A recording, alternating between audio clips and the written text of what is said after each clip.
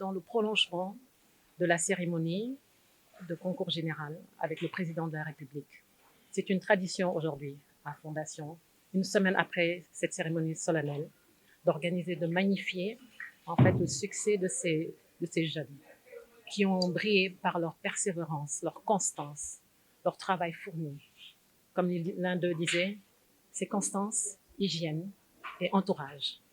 Nous tenons ici, à travers cette cérémonie, à les saluer, à les féliciter, ainsi que tout leur entourage, ainsi que leurs parents, les familles, les éducateurs qui leur ont permis d'être hauts. Aujourd'hui, comme on dit, l'excellence, ce n'est pas un acte ponctuel, comme le disait Nelson Mandela. Et c'est vraiment un acte, ce n'est pas un acte ponctuel, mais c'est une habitude. Et nous sommes sûrs que si nous cultivons cette habitude auprès de nos jeunes, ça peut être gage de développement durable au Sénégal. Nous devons semer les graines de cette excellence, pousser l'éducation, contribuer à côté du ministère de l'Éducation nationale, notre partenaire depuis 23 ans, un partenaire privilégié, et construire ensemble cette société inclusive, cette société éducative dont il parle souvent.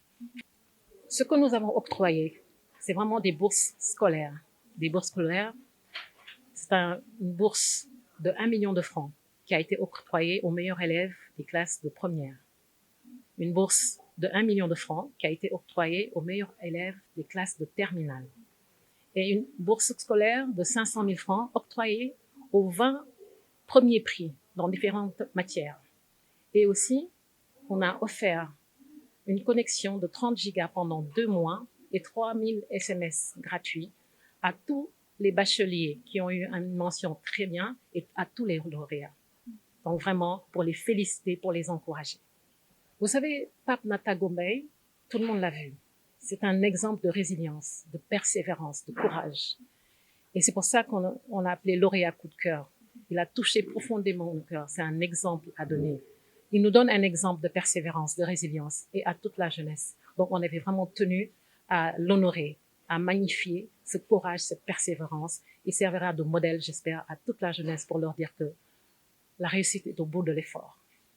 Et l'effort est toujours récompensé. Merci.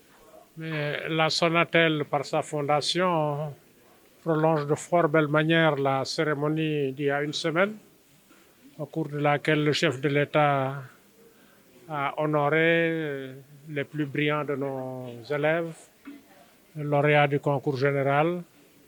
Et je profite de cette opportunité pour remercier encore le chef de l'État de m'avoir choisi comme parrain. Et ce faisant, je remercie bien sûr le ministre de l'Éducation nationale qui a proposé mon nom au chef de l'État. Ce que fait la Sonatel, je l'ai dit tout à l'heure dans mon petit mot introductif, c'est ce que l'on appelle la responsabilité sociale ou sociétale de l'entreprise. J'ai rappelé que quand l'école a connu la pire de ses difficultés, l'année blanche en 1988, il y a eu beaucoup d'émotions suscitées dans le pays et beaucoup d'initiatives qui ont été prises de façon parcellaire, inorganisée. Et nous avions souhaité que cela soit plus formalisé dans le cadre d'un Fonds national de l'éducation qui avait été d'ailleurs suggéré par les États généraux. Et moi-même, je l'ai rappelé, j'étais allé à la rencontre du patronat à l'époque, le Conseil national du patronat en janvier 1992.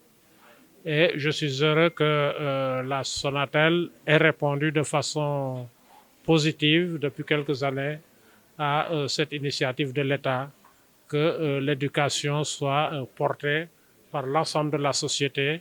Bien sûr, la société fait déjà beaucoup par l'action des parents, l'action du ministère, de l'État donc, des collectivités locales, l'action de nos partenaires techniques et financiers. Mais il était important que la part des sociétés qui travaillent au Sénégal, qui font la richesse du Sénégal, qui font la fierté du Sénégal, que cette part soit individualisée et magnifiée. Et je crois que la Sonatel nous donne l'occasion de le faire aujourd'hui et nous l'en remercions bien vivement. Le message que je fais, c'est un message d'abord à l'endroit de nos brillants élèves. C'est que, comme cela a été dit, c'est l'espoir du Sénégal.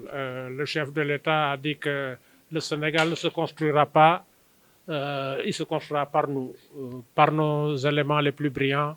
Et ce que je suggère à tous ces jeunes pétris de valeurs intellectuelles, académiques, c'est d'aller chercher le savoir et de revenir le réinvestir dans leur pays, que ce soit au Sénégal ou sur le continent africain.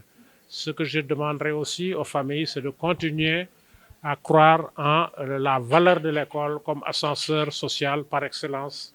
Nous tous qui sommes là, pour la plupart, si nous sommes là où nous sommes aujourd'hui, c'est grâce à l'école et moi, je le dis de façon toute particulière en ce qui me concerne.